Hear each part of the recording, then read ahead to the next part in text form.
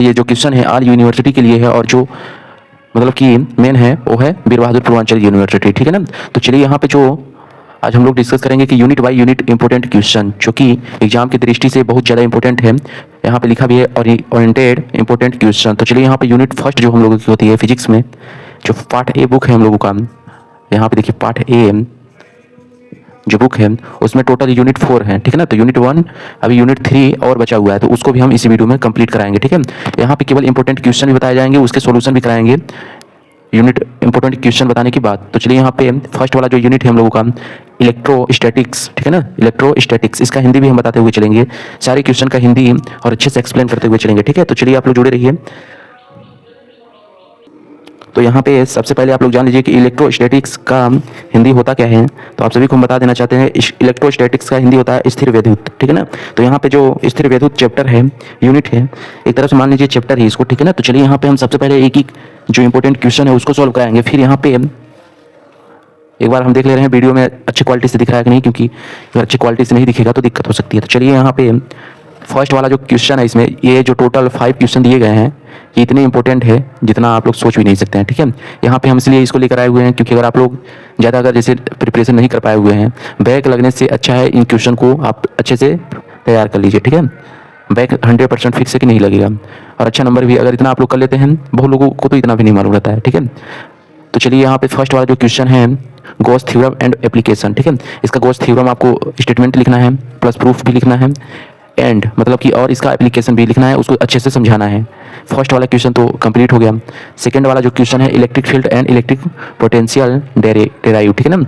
मतलब कि इसमें आपको इलेक्ट्रिक फील्ड के बारे में बताना है, ठीक है। तो आप लोग इसको अच्छे से कर लीजिएगा, ठीक है। मतलब वैद्युत विभव के बारे में, ठीक है ना, वैद्युत विभव इलेक्ट्रिक फील्ड, तो आप लोग इतना कर लीजिएगा। अब यहाँ पे आता है जैसे वैद्युत क्षेत्र और वैद्युत विभव में आपको अंतर बताना है, ठीक है। अब यहाँ पे थर्ड वाला है electric dipole and electric field, ठीक है। तो यहाँ पे इलेक्ट्रिक फील्ड और इलेक्ट्रिक डाइपोल आपको आना बहुत ही ज़्यादा ज़रूरी है। अगर ये नहीं आएगा तो आप अच्छा नंबर नहीं ला पाएंगे, ठीक है। तो इसका मतलब हुआ इलेक्ट्रिक डाइपोल का मतलब हुआ कि वैद्युत द्विध्रुव, ठीक है ना, वैद्युत द्विध्रुव। मतलब इसका हम हिंदी में बता दे रहे हैं कि जब दो बराबर तथा विपरीत आवेश प्लस क्यू तथा माइनस क्यू एक दूसरे से अल्प दूरी 12 पर रखे हों तो इस निकाय को वैद्युत द्विध्रुव कहते हैं, ठीक है। वैद्युत द्विध्रुव का गुण किसी एक आवेश तथा उनके बीच की दूरी के गुणनफल के बराबर होता है। जो इसकी मतलब ऐसे यहाँ पे जहाँ देख रहे हैं कहाँ पे है, जैसे यहीं पे बता दे रहे हैं, ठीक है। अब यहाँ पे मान लीजिए 2 आवेश हैं, यहाँ पे मार्कर क्यों नहीं चल रहा है, एक सेकेंड हम बता रहे हैं, खत्म हो गया क्या, चलिए कोई बात नहीं। यहाँ पे 2 प्लस क्यू, ठीक है ना, और यहाँ पे माइनस क्यू, 2 आवेश ले लिए। इसके बीच की जो डिस्टेंस है, दूरी है 2L है, कितनी है 2L है। तो इसका द्विध्रुव आघूर्ण क्या होगा, इलेक्ट्रिक डाइपोल क्या होगा। तो यहाँ पे ये इसका फार्मूला होगा P = Q × 2L, ये होता है फार्मूला, ठीक है ना। इलेक्ट्रिक डाइपोल का फार्मूला यही होता है, तो आप लोग इसको कर लीजिएगा। इसका जो एसआई मात्रक होता है, इसका जो एसआई मात्रक होता है पूरा डिटेल में नहीं बताएंगे, ठीक है। इसका सॉल्यूशन भी हम लास्ट वीडियो में कराएंगे। पहले unit 1, unit 2, unit 3, unit 4 discuss कर लेंगे, फिर उसके बाद सॉल्यूशन कराएंगे। तो चलिए यहाँ पे इसको इरेज कर दे रहे हैं क्योंकि साफ नहीं दिखेगा। अब आता है question number 4 electric flux and Gauss law, numerical के साथ इसको सॉल्व करना है, ठीक है। और क्वेश्चन नंबर 5 क्या है, यहाँ पे दिया है पोजीशन एंड लैप्लास इक्वेशन, ठीक है। मतलब इसके समीकरण को, लैप्लास की इक्वेशन मतलब समीकरण को आपको समझाना है और यहाँ पे इस टॉपिक को अच्छे से इसको एक्सप्लेन करना है। तो इन सभी 5 क्वेश्चनों का सॉल्यूशन मैं इसी वीडियो के लास्ट में कराऊंगा, तो आप लोग इसकी मत कीजिएगा। चलिए यूनिट 2 देख लेते हैं। हर यूनिट के 5 क्वेश्चन हम लिए हैं जो कि बहुत ही ज़्यादा इंपॉर्टेंट है, आप लोग खुद समझ सकते हैं, यहाँ पे लिखा हुआ है, ठीक है। ओरिएंटेड इंपॉर्टेंट क्वेश्चन, अब ओरिएंटेड की जगह पे गारंटेड अगर दे देता तो और सही रहता। तो हम अपनी तरफ से बोल रहे हैं कि गारंटेड कर लीजिए, ठीक है ना, क्योंकि 100% फिक्स है कि इतने जो इंपॉर्टेंट लिखे हुए हैं लॉन्ग शॉर्ट दोनों में बहुत ज़्यादा इंपॉर्टेंट है और वेरी शॉर्ट में भी, तो आप लोग इसको इसकी मत कीजिएगा। अब यहाँ पे चलिए यूनिट 2 देख लेते हैं। यूनिट 2 भी देखना बहुत ही ज़्यादा इंपॉर्टेंट है, यूनिट 2।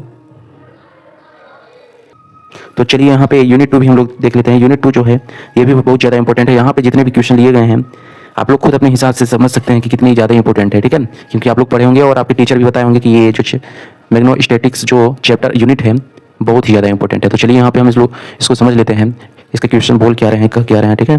तो चलिए यहाँ पे मैग्नेटो स्टैटिक्स का मतलब होता है कि स्थिर चुंबकत्व, ठीक है, स्थिर चुंबकत्व। अब यहाँ पे हम लोग क्वेश्चन नंबर फर्स्ट देखेंगे, जो कि ये वाला जो क्वेश्चन दिख रहा है, bio Savart law and application, इसका लिखना है। बायो सेवर्ट नियम लिखना है, ठीक है ना, लॉ लिखना है, फिर उसके बाद इसका एप्लीकेशन लिखना है। और ये वाला जो मतलब क्वेश्चन है 25 या फिर 15 मार्क्स में देता है, लॉन्ग वाले में देता है, ठीक है, या फिर शॉर्ट आंसर टाइप्स में देता है 200 वर्ड्स में लिखने के लिए, या फिर 5 वर्ड्स, ठीक है ना, 5 नहीं 500 वर्ड्स, ठीक है ना। अब यहाँ पे चलिए ये हो गया। अब क्वेश्चन नंबर 2 क्या बोल रहा है कि Ampere's circuital law and application. Third वाला जो बोल रहा है magnetic field due to current carrying wire और लूप, ठीक है ना, तो वायर और लूप दिख रहा है, वीडियो में दिख रहा है। अब यहाँ पे आता है 4 वाला जो आता है मैग्नेटिक वेक्टर पोटेंशियल, ठीक है ना। तो ये सारे क्वेश्चन हम सोल्व कराएंगे, इंग्लिश भी इसका करवाएंगे, हिंदी भी करवाएंगे, ठीक है, दोनों बच्चों के लिए ज़्यादा समझ में आएगा। अब आता है question number 5 magnetic dipole and magnetic moment, ठीक है, ये वाला भी क्वेश्चन बहुत ज़्यादा इंपॉर्टेंट है। ये 5 अगर आप लोग क्वेश्चन कर लेंगे तो आपके पास इतना ज़्यादा एनर्जी आ जाएगी, एनर्जी फील होगी कि हमको एग्जाम से डर ही नहीं लगेगा, ठीक है। एग्जाम जैसे उसका डेट अगर फिक्स है तो आप लोग तुरंत हंसते खेलते हुए जाएंगे, ठीक है। तो आप लोग इतने क्वेश्चन अच्छे से रेडी कर लीजिएगा, इसका सोल्यूशन बस वीडियो के लास्ट में ही मिल जाएगा, तो आप लोग इसकी मत कीजिएगा। तो चलिए थर्ड वाला देख लेते हैं, यूनिट थर्ड में क्या है हमारा, टाइम वेरिंग इलेक्ट्रोमैग्नेटिक वेव है, ऐसे ही, ठीक है ना। तो चलिए देख लेते हैं। तो चलिए यहाँ पे यूनिट 3 भी हम लोग देख लेते हैं।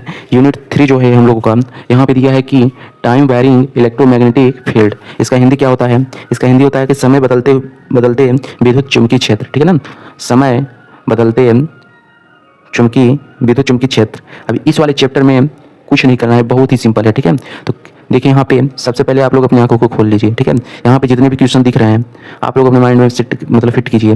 और ये यहाँ पे जितने भी क्वेश्चन दिख रहे हैं बहुत ही ज़्यादा इंपॉर्टेंट है, आप लोग खुद देख सकते हैं, Faraday, Lenz's, Maxwell, displacement current, ये सब क्वेश्चन इतने ज़्यादा इंपॉर्टेंट है। लॉन्ग वेरी शॉर्ट के लिए भी इंपॉर्टेंट है, शॉर्ट आंसर टाइप्स के लिए भी है और लॉन्ग के लिए भी है, ठीक है। वेरी शॉर्ट और शॉर्ट के बाद हो गया लॉन्ग, ये तीनों के लिए इंपॉर्टेंट है, ठीक है। जो हमारा एग्जाम पैटर्न होता है ये 3 पे होता है, ठीक है ना, 3 मेथड पे होता है। फर्स्ट में होता है वेरी शॉर्ट, इसमें आपको 60 या फिर 80 वर्ड में देना पड़ता है। सेकंड वाला जो होता है शॉर्ट आंसर टाइप, उसमें आपको 200 वर्ड्स में देना पड़ता है आंसर। लॉन्ग वाला जो होता है 5 वर्ड्स में देना पड़ता है। 5 वर्ड्स का मतलब हुआ कि 2 या फिर 3 पेज में आपका आंसर होना चाहिए, ठीक है, जो कि बहुत ही झूठी बात है, ठीक है, फेक है। आपका आंसर 2 या फिर 1.5 पेज में होना चाहिए, 5 वर्ड्स में आ जाएगा, ठीक है। हाँ, अगर प्रूफ पूछा है तब 2 से 3 जा सकता है। अब यहाँ पे आता है question number first, Faraday's law of electromagnetic induction. यहाँ पे आपको फैराडे लॉ को समझाना है अच्छी तरीके से, फिर इलेक्ट्रोमैग्नेटिक इंडक्शन को समझाना है। अब यहाँ पे क्वेश्चन नंबर 2 में है कि लेंजेस लॉ, इसको भी आपको समझाना है। क्वेश्चन नंबर 3 जो है डिस्प्लेसमेंट करंट। क्वेश्चन नंबर जो 4 है Maxwell equation integral and differential form आपको देना है। मैक्सवेल का जो इक्वेशन होता है, समीकरण जो होता है, आपको इंटीग्रल और डिफरेंशियल मतलब समाकलन और अवकलन दोनों फॉर्म में आप उसको वो करेंगे, ठीक है। क्वेश्चन नंबर 5 में क्या है, Maxwell equation and electromagnetic wave equation.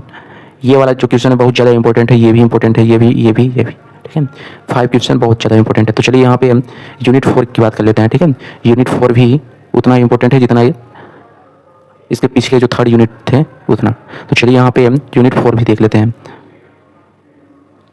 तो चलिए यहाँ पे यूनिट 4 भी हम लोग देख लेते हैं कि यूनिट 4 में क्या है। तो यहाँ पे सबसे पहले यूनिट 4 को हम इसका हिंदी भी बता देना चाहते हैं कि यूनिट 4 में क्या है, ठीक है ना। तो यहाँ पे है इलेक्ट्रोमैग्नेटिक वेव, इसका हिंदी है कि विद्युत चुम्बकीय तरंगे, ठीक है ना। ये पार्ट ए में है, यहाँ पे फिजिक्स पार्ट ए, और पार्ट बी में जो होता है पार्ट बी, उसको भी आज हम लोग इसी वीडियो में कंप्लीट कर देंगे, तो आप लोग बने रहिए, ठीक है। तो चलिए इसको हम लोग समझ लेते हैं कि इसमें कितने इंपॉर्टेंट क्वेश्चन है। तो यहाँ पे सबसे पहले आप लोग देख सकते हैं 5 इंपॉर्टेंट क्वेश्चन दिख रहे हैं, जो कि बहुत ज़्यादा इंपॉर्टेंट है, लॉन्ग और वेरी शॉर्ट दोनों के लिए। अब यहाँ पे फर्स्ट वाला जो क्वेश्चन है इसमें बोला है कि इलेक्ट्रोमैग्नेटिक वेव क्या है, इसके प्रॉपर्टीज लिखे, ठीक है। तो फर्स्ट वाला आप लोग ये वाला जो क्वेश्चन दिख रहे हैं ये भी बहुत ज़्यादा इंपॉर्टेंट है। सेकंड वाला जो मतलब कि क्वेश्चन है इसमें बोला है कि EM वेव इक्वेशन का डेरिवेशन प्रूव कीजिए, इसका डेरिवेशन कंप्लीट करना है। क्वेश्चन 3rd वाला जो है इलेक्ट्रिक एंड मैग्नेटिक फील्ड, इसमें रिलेशन बताना है, इसके अंदर मतलब इलेक्ट्रिक और मैग्नेटिक फील्ड में आपको संबंध बताना है, ठीक है। क्वेश्चन नंबर 4 वाला जो है ये भी इंपॉर्टेंट है, energy density and energy law के बारे में बताना है आप सभी को। क्वेश्चन 5 जो है Poynting and theorem and Poynting vector के बारे में बताना है। तो ये वाला जो क्वेश्चन है वेरी इंपॉर्टेंट है, ये भी इंपॉर्टेंट है, ये भी इंपॉर्टेंट है। इसमें सबसे ज़्यादा जो इंपॉर्टेंट है 3rd वाला, 3rd से लेकर 5 तक, ठीक है। तो इतना आप लोग कर लीजिए। चलिए अब यहाँ पे पार्ट बी पे डिस्कस करते हैं, ठीक है। पार्ट बी का जो क्वेश्चन रहेगा यूनिट 5 से, ठीक है। यूनिट 5 जो होता है पार्ट बी सेकंड बुक में है। तो चलिए इसको भी देख लेते हैं।